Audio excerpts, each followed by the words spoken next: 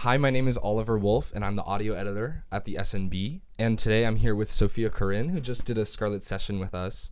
And you're on a part of a tour of the Midwest. How's that been going for you so far? Yeah, it's been really wonderful. Midwesterners are very sweet people. Mm-hmm. They're so kind and so generous. And yeah, there have been some really great shows on this run. Awesome. You're from North Carolina. Mm-hmm. Could you maybe just introduce more about yourself as an artist and as a person to the audience? I'm based in Asheville, North Carolina. Mm-hmm. It's where I've been for the last 7, maybe almost 8 years now. And I've been booking sort of tours for myself as a DIY kind of indie artist for the last many years. And this is my second time coming through Grinnell. Yeah. It's been great. Yeah, you came a couple years ago for a show at Relish, and you have a show at Relish tonight, actually. I did. So. I love Relish. Yeah. I love Kamal. I love the people are so kind, and the food is delicious. Yeah. It is. I wanted to ask you about that, too. You come from a ways away, and then you've, kind of coincidentally ended up in our community a couple times, our small town. What has brought you to Grinnell, and what connections have you made here, and what are your impressions of Grinnell, I guess, and being here now that it's your second time here? Yeah, I mean, it's a sort of wild thing to drive through rural Iowa and then stumble upon a university of people who are really deep thinkers and very thoughtful. That's kind of been my impression of the students that I've met from last time I was here and also this time around. How did I end up coming through? I think it was primarily that I played a show in Minneapolis, trying to circle my way back to Asheville, and so this was just a stop along the way that made sense. And I'd heard, I think my friend Eric, who I believe he works here. Eric Jarvis. Yeah, Eric Jarvis. So he, I had reached out to him about putting together a show together. And he was like, well, why don't we just play at Grinnell? I know a good spot. And I was like, wonderful. That's great. And I liked it so much that I made sure to return. Oh, nice. Yeah. Nice. Absolutely. And then, in terms of your music, you I would say you have a folky guitar-based sound. Could you tell us more about your influences and what kind of draws you to that kind of style of music that you play? Yeah. I mean, in a lot of ways, I feel like I play that style of music sort of out of necessity. It's really so much simpler touring with a guitar and yourself and not a lot of bells and whistles. And I think, it's also financially more feasible for me. Right. I've played in bands and have loved being in collaboration with other folks. And at this point in time, touring solo makes sense for me. And so I've been leaning into that for a while now. But I would say, the influences or people who I would sort of consider to be lineage, I guess would be Adrienne Lenker, Laura Marling, Joni Mitchell, a lot of kind of strong femme writers who are very much, skilled at what they do and have a variety of interpretations of how they do it, which is what's inspiring to me. Yeah, awesome. And you're as you mentioned, a small artist who has been able to go on a couple tours, solo tours. How do you make that work? Do you work a job on the side? Do you have a day job? So what's that? Yeah, I mean, at this point, I am primarily focused on music. Good. And I'm touring fairly regularly. Good. And that's been my main thing. But as side gigs, I have worked as a barista. I haven't done that for the last 5 years or so now. But also.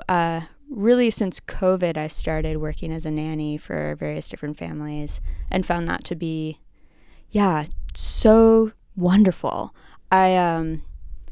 It's making me think actually about the last song that I played, Echo, was also very much inspired by a child who I was nannying at the time named Annika, who was just having such a rough time. And I remember sitting with Ani on my lap, and she's wailing for her mom, and it's just, sometimes it's just like that. And I've found, working with children and being in the presence of children has sort of helped me to access the parts of myself that are still very much a child and Yeah. still very much curious and very much in need of parenting in a way, you Yeah, know, absolutely. reparenting myself as I'm coming into my adulthood. And yeah. That's getting me to something that I really wanted to ask you, which is what inspires you to write music? Would you say primarily, like, how do you bridge the gap from your life and your experiences to the music and the lyrics that you write? Yeah. I would say in a lot of ways I'm a slow processor. I have friends who, you know, as things are happening to them, they can really quickly vocalize how they're feeling emotionally about it or what's going on in their experience. And I think it takes me a little more time. And part of why I think I have gravitated towards songwriting is that whenever I'm ready, it's there. And there's no sort of pressure to do it, but it's for me, it's like a resource that I can turn to, and it's making me think. It's like a pool of water that you can look at and see your reflection, but you can also, you know, stick your hand in there and wiggle around and see what you find in the muck and the marsh and the whatever. You know, for me, that's sort of the experience of songwriting is a little bit like being with water. Yeah. And we actually have Maya Llewellyn, who just did a Scarlet session with us, and who's performing tonight. Yeah, I'm looking forward to hearing their music. She actually started or restarted the songwriting circle at Grinnell, and there's a lot of students, I think, especially at college age and at Grinnell, who are getting into songwriting or trying to start learning how to songwrite, or have been songwriters and are continuing.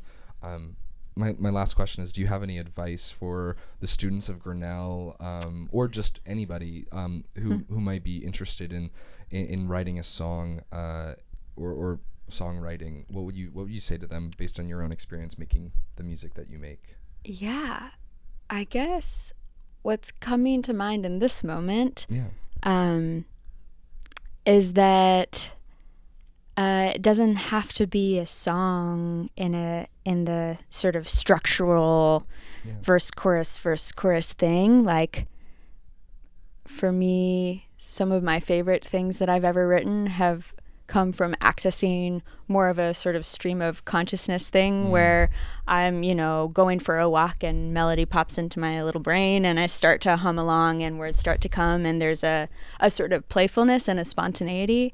And I guess my advice would be to, like, pay attention to the things that invite that type of whimsical, spontaneous sense of wonder, and see where it takes you.